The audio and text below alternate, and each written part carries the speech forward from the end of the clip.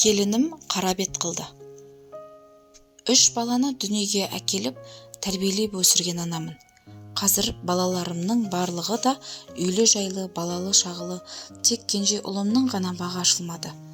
Балам жоғары оқуын бітірген жылы өзінің 4 жыл бойы бірге жүрген Сандуғаш есімді қызына үйленді. Кенжетайымыз болғандықтан барымызды шашып, ұлан ғасыр той жасадық. Келінімнің де тәрбиелі отбасының қызы екені көрініп тұр. Келін болып келген күннен іші бауырымызға кіріп, барлығымызбен ескі таныстай сөйлесіп, еш қайсысымызды да жатсынбай кіріп кетті. Құдайдың осындай ізетті де ибалы келінге жолықтырғанына төбем көкке бірақ елі жетпеді. Одан соң келінім дүниеге өзі сияқты көрікті қыз баланы алып келіп қуантты. Бірақ бұл қуанышымыз ұзаққа созылмады. Балалы болғаннан кейін көп ұзамай келінім жаман дертке шалдығып, ақыры содан көз жұмды.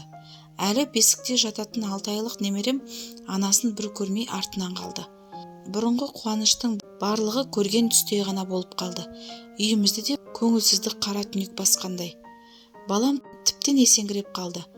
Қызын көрсе болды, егіліп жылай береді. Оны көріп әкесі екеуміздің жүрегіміз ауырады. Дегенмен Алланың ісіне амалымыз бар ма? Тірі адам болған соң ары қарай тіршілігіңді жасайсың. Бірақ баламыз көз алдымызда гүлдей солып барады.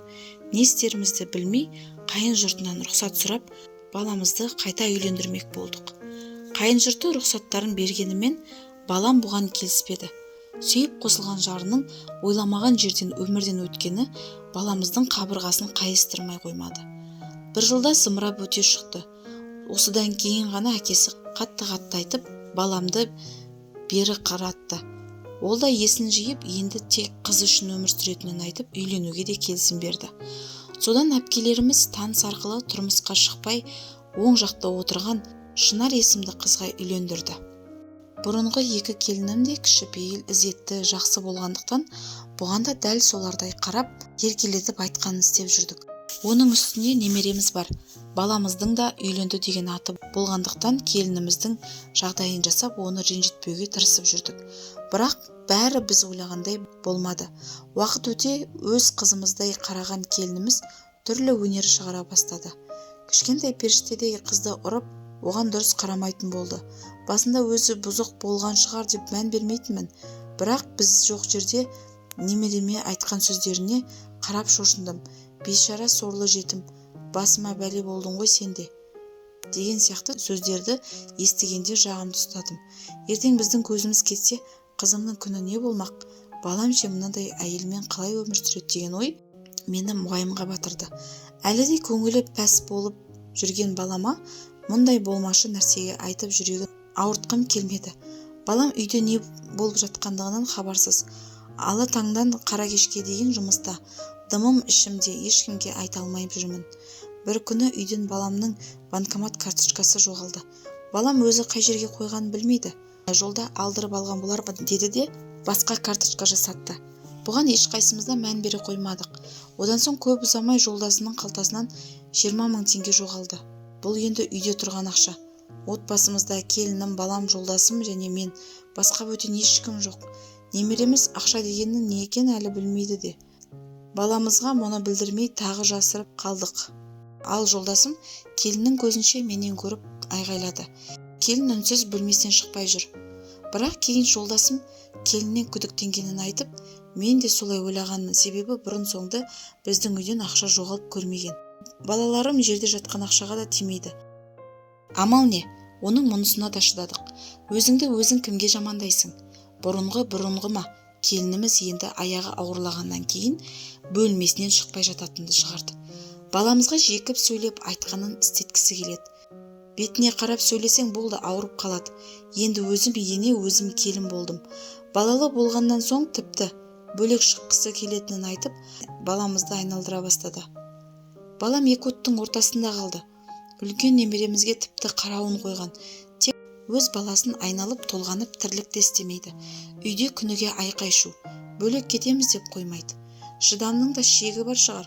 Осы жолы мен келініме ойымдағының барлығын айтып ұрысып алдым. Ол бірден киімдерін жинастырып төркініне кетпек болды. Балам баласын қимай тұр. Ертеңіне ертемен күйеуі мен атасының үйде жоқтығын пайдаланып, төркініне көлік шақыртып бар дүниесін алып кетіп қалды.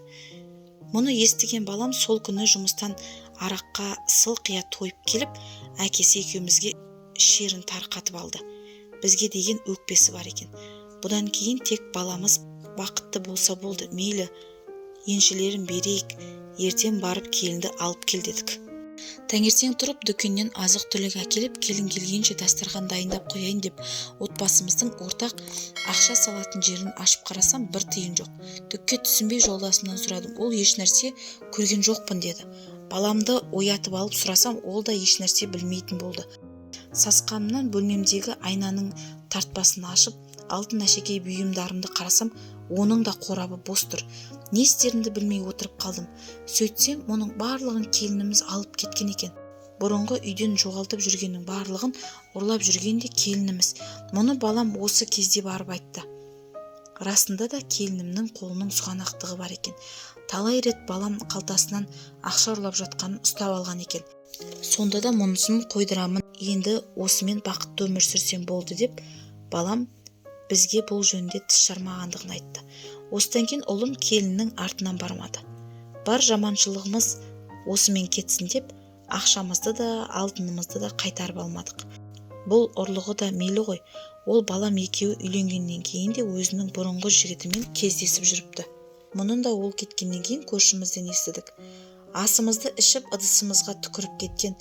Одан тіпті көңіліміз қалды. Баламның басын былғап, елге қарабет етіп кетті. Қандай ғана әке-шешенің баласы мұндай іске барады. Не ексең соны орасың демекші, осындай қызды тәрбиелеп өсірген бар кінә әке-шешесінде деп ойлаймын. Сондықтан әр ата-ана елден тек алғыс алғысы келсе, жақсы ұрпақ тәрбиелеуі керек.